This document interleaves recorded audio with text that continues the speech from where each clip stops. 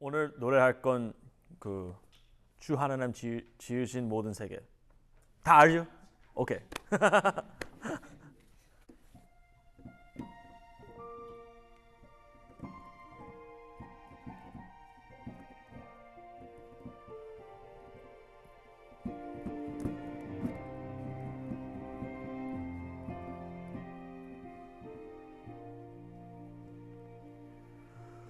O Lord my God, when I in awesome wonder consider all the worlds thy hands have made, I see the stars, I hear the rolling thunder, thy power throughout the universe displayed. Then sings my soul, my Savior God, to thee. How great thou art, how great thou art. Then sings my soul, my Savior God, to thee. How great thou art, how great thou art.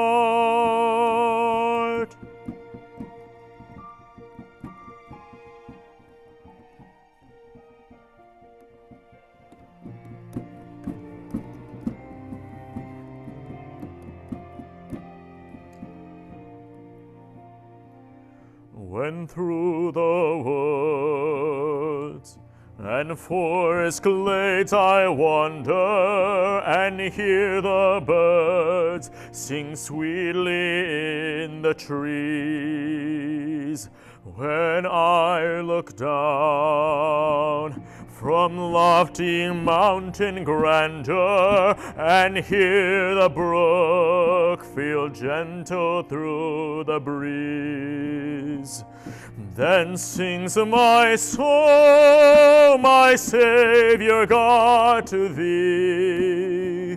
How great thou art, how great thou art. Then sings my soul, my Savior God, to thee. How great thou art, how great thou art. 다 같이요. 주 하나님 지으신 모든 세계 내 마음 속에 그리어볼 때 하늘의 별 울려 퍼지는 데서 주님의 권능 우주에 찾네. 주님의 높고 위대하심을 내 영혼이 찬양하네. 주님의 높고 위대하심을 내 영혼이 찬양하네. 내 영혼이 찬양하네.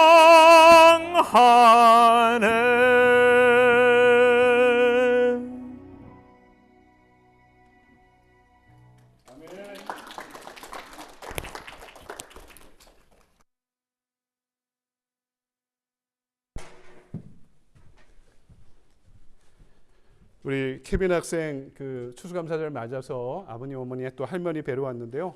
뉴욕에서 지금 음악을 공부하고 그러면서 미래를 성실하게 준비하고 있는 전도 유명한 청년입니다. 하나님의 아들이 믿음 안에 잘 자랄 수 있도록 여자친구랑 같이 왔는데요. 다시 한번 박수해 주시기 바랍니다.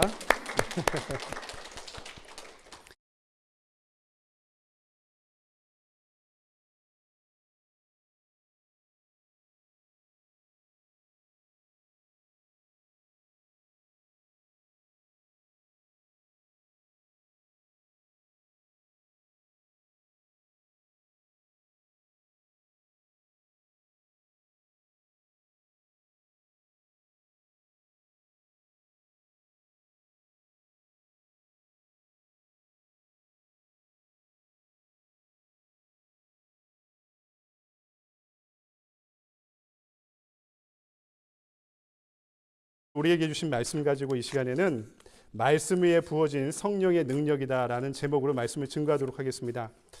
사도행전의 별명이 성령행전이라 이렇게 말씀드렸죠. 성령행전의 주제가 되는 말씀은 사도행전 1장 8절의 말씀입니다. 성령이 너에게 임하시면 너희가 권능을 받아 예루살렘과 온 유대와 사마리아와 땅끝까지 이르러 내 증인이 되리라 하시니라. 이 말씀이 사도행전 전체의 주제가 되고 전제가 되는 말씀인데요. 사도행전이란 말이 사도들이 행한 전기란 뜻이잖아요. 근데 주석가들은 이걸 사도행전이라고 부르지 말고 성령행전이라고 이렇게 부르자라고 이렇게 제안합니다. 사도들이 선교했지만 결국 그 선교를 가능하게 하신 분은 성령 하나님이시기 때문이다라고 말씀하고 있는 거죠. 오늘 우리가 읽은 말씀부터 이제 바울의 제3차 선교 여행이 시작되는데요. 그 장소는 에베소였습니다. 여러분 이제 성지순례나 이렇게 가시면서 여행을 하시면서 에베소를 들러보신 분이 있을지도 모르는데요. 에베소는 두 가지가 유명했습니다. 뭐가 유명했냐면 첫 번째는 지금 남아있는 파르테논 신전의 4배가 넘는, 아테네에 가면 파르테논 신전이 언덕 위에 있는데요. 이 신전도 지금 기술로, 석조 기술로도 만들기 어려운 건축물이라고 하는데 이 파르테논 신전의 4배가 넘는 아데미 신전이 이 에베소에 당시에 있었다고 합니다. 지금은 다 무너지고 터만 남아있는 상황인데요. 이것이 세계 7대 불가사의 안에 들어가 있는 신전 중에 하나인데 이것이 에베소에 있었고요. 또 하나는 이 고대 근동지방 그리고 헬라와 아테네 지역에서 마술과 마법이 가장 크게 유행했던 지역이 에베소였습니다. 이 에베소는 그 우상이 만연한 지역이었는데요. 이곳으로 바울이 브리스길라 아굴라 부부와 함께 제3차 여행의 첫 출발지로 삼은 겁니다. 그렇게 보면은 이 바울의 선교는 매우 전략적이었습니다. 고린도는 당시 로마 제국 경제의 심장부였고요. 지난번에 말씀드리는 아테네는 세계 지식의 심장부였다면은 이 오늘 에베소는 소아시아 지역의 행정적인 중심지였는데 바로 이곳에서 바울이 선교를 시작하게 되었던 것입니다. 이 에베소 선교나 제3차 선교 여행의 특징을 이야기하면은 성령 사역의 꽃이 바울의 사역을 통해 꽃을 피우기 시작했는데요. 그 특징을 몇 가지로 우리 살펴볼 수 있습니다. 처음에 우리가 살펴볼 것은 성령이 함께 하시면 싸움이 일어난다는 것입니다. 투쟁이 시작된다는 거죠. 에베소에 바울이 제2차 선교 여행 때 잠시 경유에 들린 적이 있었습니다. 근데 이곳에는 학식 있는 지도자 아볼로라는 사람이 있었는데요. 이 아볼로는 성경에 대해서는 조금 알고 있었지만 성령의 역사에 대해서는 전혀 무지한 사람이었습니다. 그래서 브리스길라 아굴라 부부가 성경을 해석해주며 성령의 은사에 대해서 가르치고 이해를 얻은 다음에 고린도 교회의 후임자로 이 아볼로를 파송하게 되었다는 것입니다. 제3차 선교 여행에서 이제 브리스길라 아굴라 부부와 함께 바울이 이곳을 방문하면서 이렇게 물으며 그의 선교를 시작합니다. 2절을 보니까 너희가 믿을 때 성령을 받았느냐 하고 이야기하고 있습니다. 여러분 신앙생활은 이 질문으로부터 어떻게 보면 시작할 수 있습니다. 너희가 믿을 때 성령을 받았느냐? 성령이 뭔가요? 교회 처음 나오신 분도 계시는데 성령은 뭐고 성령을 받는다는 건 뭘까요? 여러분 성령 세례는 뭐고 성령 충만은 뭔가요? 우리가 신앙생활을 수십 년에도 이 개념이 잘 정립되어 있지 않는 것을 보게 되는데요. 성령 세례라는 것은 내가 예수 믿고 구원받을 때 성령이 내 안에 내주하기 시작합니다. 나와 함께 동행하기 시작하는데 이것은 일회적으로 인생의 단 일회적으로 한 번 이루어지는 겁니다. 하나님이 우리 안에 내주하시기 시작하는 이 사역이 성령 충만이라는 것은 하나님의 임재를 반복적으로 경험해가는 것을 이야기하는 거죠. 성령 세례는 일회적인 거고 성령 충만이라는 것은 우리가 죽기까지 반복적으로 경험해야 되는 일들입니다. 에베소 교인들이 성령에 대해 문제했던 이유는 오늘 말씀 보니까 요한의 세례만 알고 예수의 세례는 몰랐기 때문이다 이렇게 이야기하죠. 누가복음 3장 16절을 보면 세례 요한이 스스로 이렇게 전합니다. 나는 물로 너희에게 세례를 주거니와 나보다 능력이 많으신 이가 오시나니 나는 그 신들매를 풀기도 감당치 못하겠노라. 그는 성령과 불로 너희에게 세례를 주실 것이요. 요한의 세례는 회개를 요구하면서 물러주는 세례였는데 예수님의 세례는 뭐라고요? 성령의 불과 은총으로 주어지는 것이다. 이렇게 말씀하고 있습니다. 그러니까 여러분 우리가 예수님을 믿을 때 성령의 불과 은총이 우리에게 시작된다라고 말씀하고 있는 것이죠. 그러니까 우리 신앙에 때로는 기운이 빠질 때가 있죠. 또 우리가 신바람 나게 신앙생활을 해야 되는데 그것을 잘 못할 때가 있습니다. 그러면 내가 스스로 돌아보고 점검해야 될 게 내가 성령과 함께 동행하고 있는가? 성령의 은사 가운데 살아가고 있는가? 성령의 임재 가운데 살아가고 있는가 하는 것을 돌아봐야 되는 것입니다. 여러분 성령의 역할은요. 나와 하나님의 교제를 가능하게 하시는 분입니다. 우리가 성령 충만해야 되는 이유가 거기에 있습니다. 성령 충만해야지 신앙생활을 지속할 힘이 생기기 때문입니다. 오늘 7절을 보니까 우상의 도시 에베소의 엄청난 변화가 아주 작은 변화로부터 시작됩니다.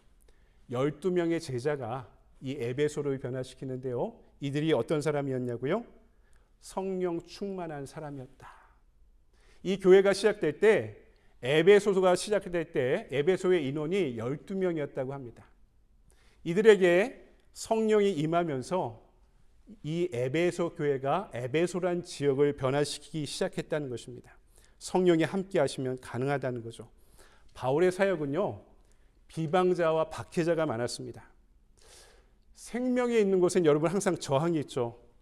생명이 있으면 무조건 싸움이 생깁니다. 우리 체온을 보십시오. 죽은 사람은요. 사람이 죽어서 시체가 되면 이 밖의 환경의 온도와 체온이 동일해진다고 합니다. 그런데 우리는 어떻습니까? 우리 체온은 날마다 싸워요. 날씨가 추워지면 이 추운 날씨에 적응하기 위해서 몸이 싸우고요. 날씨가 너무 더워지면은요. 더운 날씨에 적응하기 위해서 몸이 계속 싸웁니다. 이게 싸운다는 건 뭡니까? 살아있다는 증거죠. 생명이 있으면 반드시 이 생명을 지키고 지속하기 위한 어떤 싸움이 있는데 우리가 신앙의 생명을 지키는 그리고 그 싸움을 지속하는 힘이 무엇이냐? 그것이 성령의 역사라고 말씀하고 있는 것입니다. 교회에 생명이 들어오면 싸움이 벌어집니다. 투쟁이 벌어집니다. 교회의 진리가 선포되면 싸움이 시작되고 투쟁이 시작되는 것입니다. 그래야지 뚫고 나가는 힘이 생기기 때문에 그렇습니다. 여러분 젊을 때는요. 저도 한 미국 오기 전까지 10년 전까지 했던 것 같은데 요새는 안 합니다. 냉수 마찰도 하고 그러잖아요. 이 냉온욕도 하고 그러면은 냉온욕은요. 냉탕부터 먼저 들어가고 그 다음에 온탕 들어가는 게 제대로 된 순서입니다. 근데 이게 젊다는 증거죠. 건강하다는 증거죠. 내 몸이 생명을 지키기 위해 싸운다는 것입니다. 이게 나이 들면 쉽지 않다는 것이죠. 몸이 약하면은 그렇게 못한다는 것입니다. 야곱과 에서를 보면은 야곱은 생명을 추구한 사람이고요. 에서는 생존을 추구한 사람입니다. 생명을 추구하는 야곱을 하나님께서 살리시고 세우셨습니다. 에서는 생존을 추구했습니다. 우리도 그냥 내버려 두면 생명이 아니라 생존을 추구하게 됩니다. 생존이 뭡니까? 그냥 잘 먹고 잘 쉬고 살아가는 겁니다. 이게 생존의 삶이고요. 생명의 삶을 산다는 것은 뭔가 투쟁이 있고 싸움이 있다는 것입니다. 좀 더 가치 있는 삶을 위해서 어떻게든 더 의미 있는 삶을 위해서 우리가 예배와 선교가 중요하다고 이야기하면 이것을 이루기 위해서 뭔가 불편하고 부당한 것을 받아들이고 부대끼는 것이 생기고 이것을 위해 싸우는 일들이 우리에게 벌어진다는 것입니다. 여러분 우리가 그렇게 살려면 힘이 있어야죠. 에너지가 있어야죠. 이것을 바로 성령의 역사다라고 말씀하고 있는 것입니다. 두 번째, 그렇다면 성령님은 어떻게 역사하십니까? 말씀을 통해 역사하십니다. 에베소 사역의 특징을 이야기하면은요, 그 중에 하나가 두란노 서원을 중심으로 한 아주 최장기 말씀 사역이 있었습니다. 지금 두란노 서원이라고 들어보셨죠? 온누리 교회에서 하는 출판사 이름이 두란노 서원인데요. 이거는 성경에 있는 이 이름을 차용한 것입니다. 두란노라는 사람의 서원이 있었는데 거기서 바울이 말씀 사역을 시작했다는 거죠. 서원이란 단어는 헬라어로 스쿨레라고 하는데 지금 영어의 스쿨, 학교라는 표현이 여기서부터 시작된 겁니다. 어떤 특정한 학파 아니면 사람들이 모여 공부하는 공간을 스콜레, 서원이라고 불렀다는 거죠. 두란노란 사람의 아주 유명한 이 학교가 있었는데 이 두란노가 에베소 교회의 개척 멤버였던 모양입니다. 자기 학교를 개방해서 2년 동안 말씀 사역이 이루어졌다는 거죠. 어떻게요? 9절에서 10절을 보니까 바울이 제자들을 따로 세우고 두란노 서원에서 날마다 강론하니라. 2해 동안 이같이 하니 이렇게 말씀합니다. 2년 동안 이같이 했다는 거죠. 어떻게 해요? 서원이 일종의 제자학교, 평신도 신학교가 된 것입니다. 그래서 날마다 치열하게 이 서원에서 말씀 사역이 공부가 이루어졌다는 것이죠. 여러분, 신앙생활이 루틴이 중요합니다. 어떤 사람이 급격하게 뭔가 변화되었어라고 이야기하는 것은 급격한 변화를 가능하게 만들기 위해서 날마다 쌓아놓았던 어떤 것이 있었기 때문에 가능했다고 이야기하는 거죠.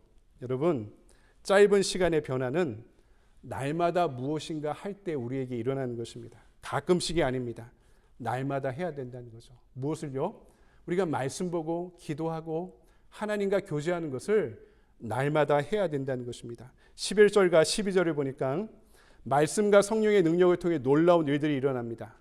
성령이 사람 안에, 우리 안에 질병까지 치유하신다고 말씀하죠. 로마서 8장 11절입니다. 예수를 죽은 자 가운데서 살리신 이의 영이 너희 안에 거하시면 그리스도 예수를 죽은 자 가운데서 살리신 이가 너희 안에 거하시는 그의 영으로 말미암아 너희 죽을 몸도 살리시리라. 아멘.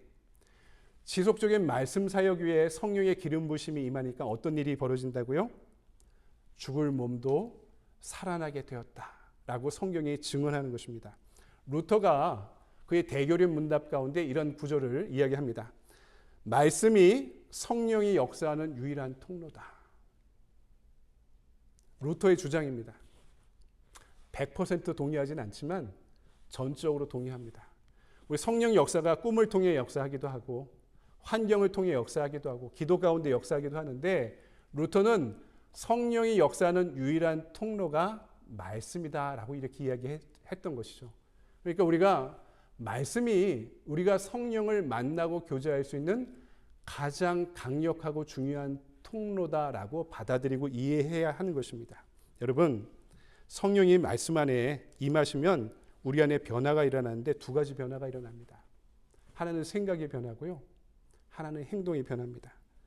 생각이 변한다는 것은 하나님의 말씀이 믿어진다는 겁니다.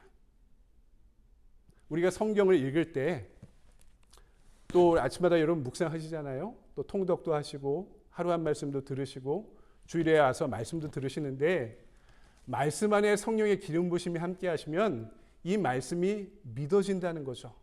내 생각이 그렇게 변화된다는 것입니다. 내가 주님 안에 승리할 수 있어. 이겨낼 수 있어. 할 수 있어. 하는 생각이 믿음 안에 현실이 되는 것을 말합니다. 성령께서 말씀을 통해 우리의 믿음을 성장시키고 생각을 변화시키는 것입니다. 지금의 나로 머물러 있지 않게 만드시는 거죠. 우리가 이런 고민을 하죠. 죄를 지을까 말까. 이런 고민을 하던 우리의 생각이 주님의 기쁨이 무엇인가, 무엇을 위해 헌신하며 살아갈 수 있는가 하는 것들로 변화되게 된다는 것입니다. 행동이 변합니다. 전에 좋던 것들이 이제는 별로가 될 수도 있습니다. 우리가 사람을 만나도 맨날 하는 이야기가 동일하죠. 돈 버는 이야기, 집을 관리하고 건강을 위해 관리하는 이야기, 다 중요한 이야기지만 성령이 우리의 행동을 변화시키면 우리가 만나 대화하는 주제들도 바뀌게 된다는 것입니다. 전에는 성령 충만하기 전에는 같이 술 마실 사람 찾다가 내가 성령 충만하면 같이 신앙생활을 할 수 있는 사람 찾아다니게 되어 있다는 것입니다. 옛날에 차인표씨 간증을 들으니까 이런 이야기를 하더라고요. 전에는 주식에 관심이 많았다고. 주식. 스탁에 관심이 많아서 한 10여 년까지만 해도 스탁이 온 관심의 전부였는데 그때는 주변에 온탕 주식하는 사람들 뿐이었다고 합니다. 하지만 지금은 자원봉사나 하나님 일에 대한 관심을 가지니까 주변에 참 마음이 예쁜 사람들이 가득해졌다라는 이야기를 들은 기억이 있습니다.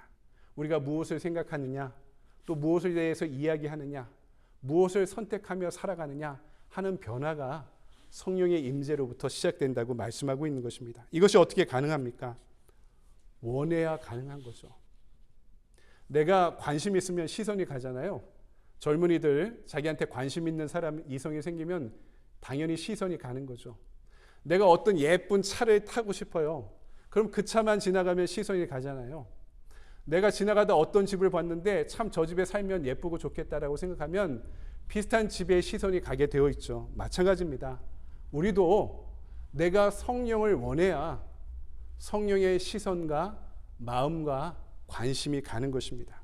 요한복음 7장 37절로부터 9절에 이런 말씀이 있습니다. 누구든지 목마르거든 내게로 와서 마시라. 나를 믿는 자는 성경의 이름과 같이 그 배에서 생수의 강이 흘러 나오리라 하시니 이는 그를 믿는 자들이 받을 성령을 가리켜 말씀하신 것이라. 나의 배에서 성령이 흘러 넘치게 된다고 내가 원하면은 그렇게 받을 수 있다라고 말씀하고 있습니다. 내 소원이면 성령 충만해질 수 있다는 것입니다. 예수님께서도 구하는 자에게 어찌 주시지 않겠느냐라고 이렇게 말씀하지 않았습니까? 여러분 구해야 됩니다. 간절히 기도해야 됩니다. 바울 사도가 에베소 교인들을 만나며 처음 했던 질문을 오늘 이 사도행전의 말씀이 우리에게도 던지고 있는 것입니다. 너희가 믿을 때 성령을 받았느냐? 너희가 믿을 때 성령을 받았느냐? 마지막으로 오늘 말씀은 우리가 성령을 받아야 되는 아주 근본적인 이유를 알려주고 있는데요. 그것은 성령 없는 삶은요, 수치를 당한다는 것입니다. 에베소의 바울 사역은 지난 선교 여행의 사역들과 큰 차이가 있었습니다. 두란노에서의 말씀 사역과 함께 그동안 바울의 선교에서 일어나지 않았던 기적과 치유의 역사들이 일어나기 시작합니다. 이것을 전도학에서는 능력 전도라고 하는데요. 안진뱅이를 일으키고 죽어가는 사람 살리고 하는 능력 전도들이 이 바울의 제3차 선교여행 에베소의 선교서부터 시작되게 되었다는 것입니다.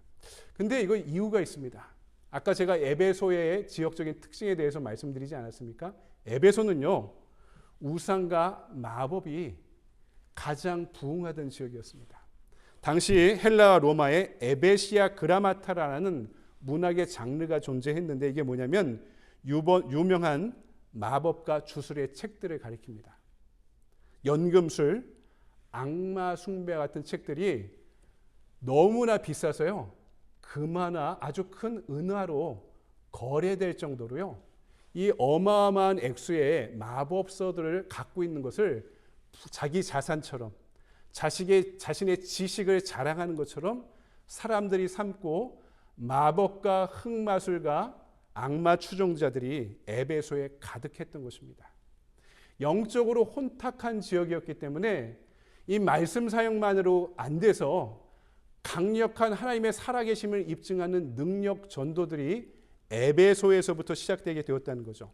제가 춘천에서 목회하던 목회 초기에 어성호 선교사님이라는 분을 만난 적이 있었는데 이분이 누구냐면 인도네시아 선교의 개척자, 대부라고 불리는 분입니다. 한국 선교사님들 중에서 인도가 어떤 나라냐면요, 이슬람 인구가 단일 국가에서 가장 많은 나라가 인도네시아입니다. 인도네시아 인구가 뭐 1억 몇천만 이렇게 될 텐데요.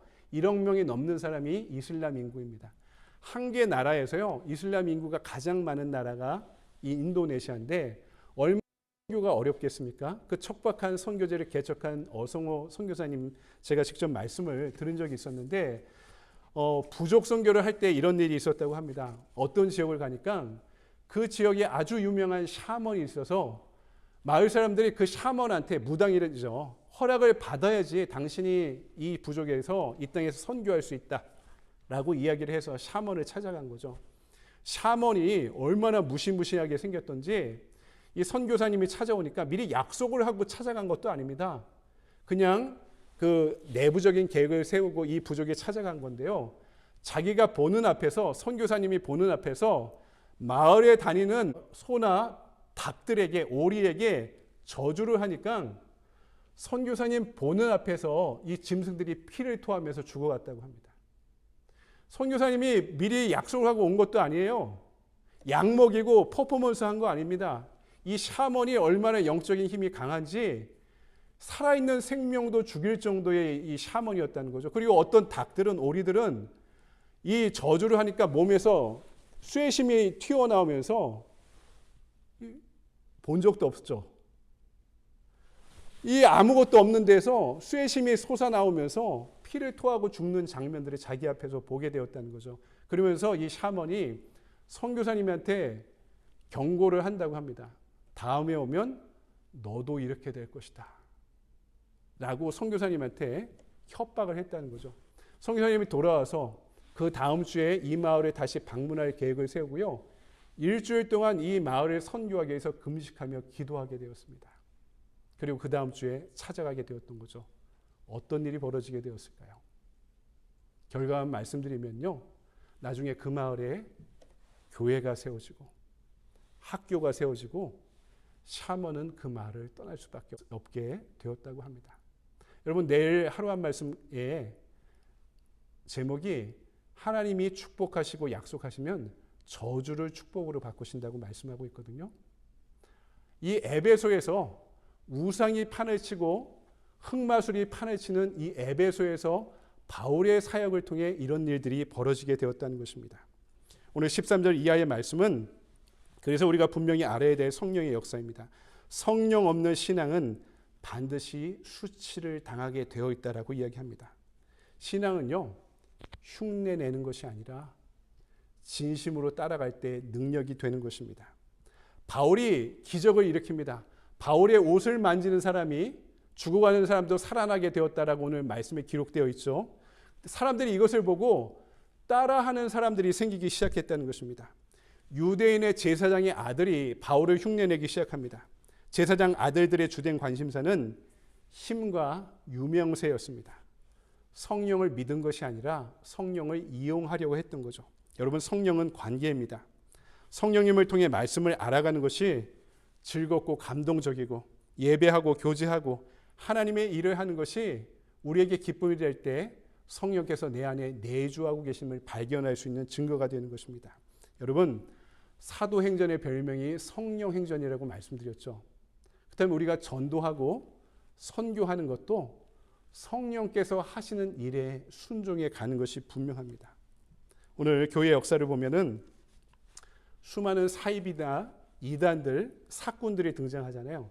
한국 교회도 보면 가끔씩 뭐 이상한 사람들 다큐멘터리도 방송하고 그러는데 대표적인 몇몇 분들은요, 진짜 신실한 분들이었다고 존경받는 분들이었습니다.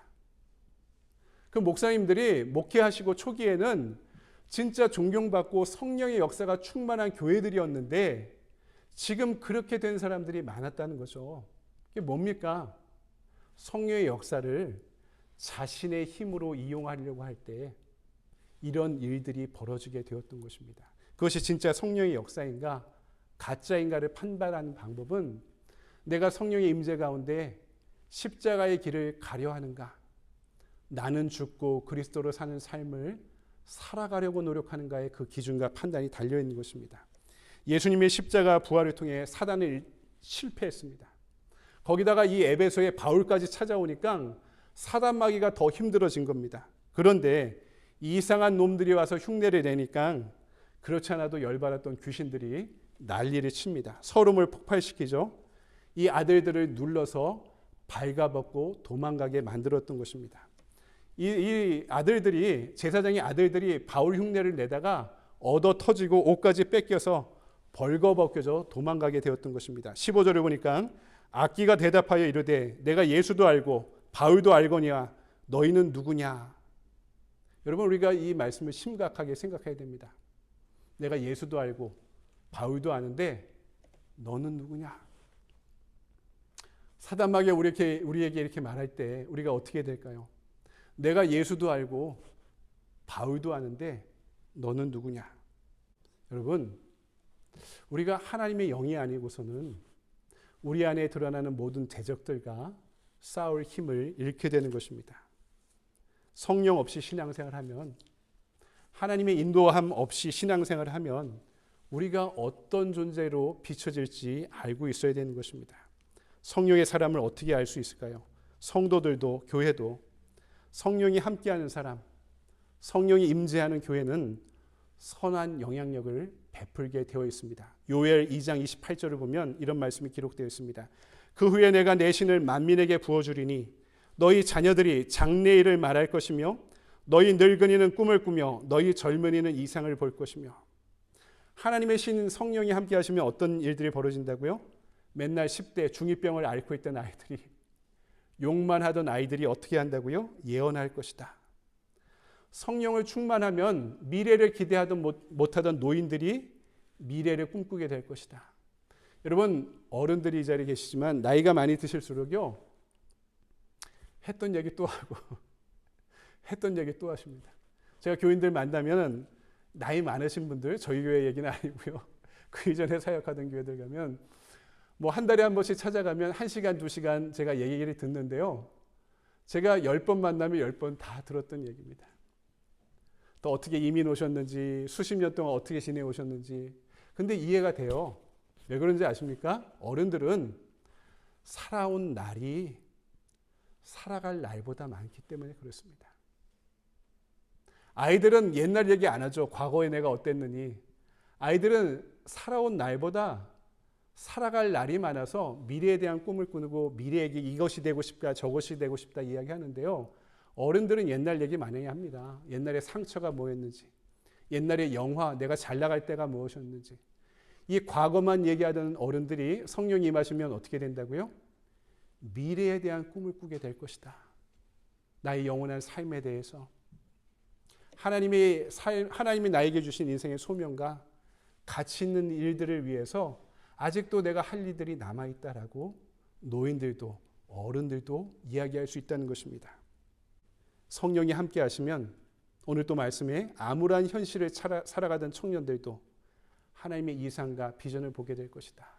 제가 오늘 아침에 뉴스를 보고 나왔는데 한국이 지금 경제가 30년 이래로 가장 어려워지게 되었다. 이제 비상회의가 여기저기 열리고 지금 난리가 아닙니다. 세계 경제가 어려워지고 있는 상황인데 젊은이들이 직장을 갖지 못하고 미래를 꿈꾸지 못하던 젊은이들이 성령이 임하시면 어떻게 된다고요? 내가 할 일이 있는 사람이구나. 내가 무엇을 위해 살아야 되겠구나. 인생의 비전을 품을 수 있게 된다라고 말씀하는 것이죠. 여러분, 죄를 지으면 멀어지게 되지만 성령님은 우리를 하나님과 가깝게 만듭니다. 성령 충만한데 죄가 넘쳐나면 그것은 가짜입니다. 교회도 마찬가지죠. 성령이 떠난 성도도 있습니다. 성령이 떠난 교회도 있을 수 있습니다. 성령이 떠난 삶이면, 교회면은 수치를 당하게 되어 있습니다. 성경은 우리가 교회고 우리 몸이 성전이라고 전합니다. 믿는 자들이 교회라면은 우리가 하나님의 영으로 충만해질 때 우리가 수치를 당하지 않게 될 것입니다. 문제가 있으면 냉소하지 마십시오. 돌을 던지지 마십시오. 성령 충만을 구하시기 바랍니다. 오늘 18절에서 20절 말씀은 바울의 에베소 사역의 결론을 전하고 있습니다. 성령께서 임하시니 죄인들이 찾아 회개하고 많은 고가의 마법서들이 불태우게 되고 교회가 힘을 얻게 되었다. 하나님의 말씀이 흥왕하게 되었다라고 결론을 내리고 있습니다. 여러분, 교회가 힘을 얻는 게 어떤 것이 필요할까요? 우리가 전도 많이 하는 이유도 교회가 사람이 늘어나야 된다고 생각하기 때문에 아닙니까? 그런 마음도 있죠. 죽어가는 영혼들도 구원하고, 교회가 재정도 있어야 되고, 조직도 있어야 되고, 좋은 목사님들도 있어야 되고, 다 맞는 말입니다. 근데 오늘 말씀 보니까, 오늘 말씀 가운데 에베소 교회가 힘을 얻는 것은요, 바울의 에베소 선교는 말씀 위에 성령의 기름 부으심이 함께할 때 이루어지게 되었다라고 증거하고 있습니다. 말씀 자체가 능력입니다.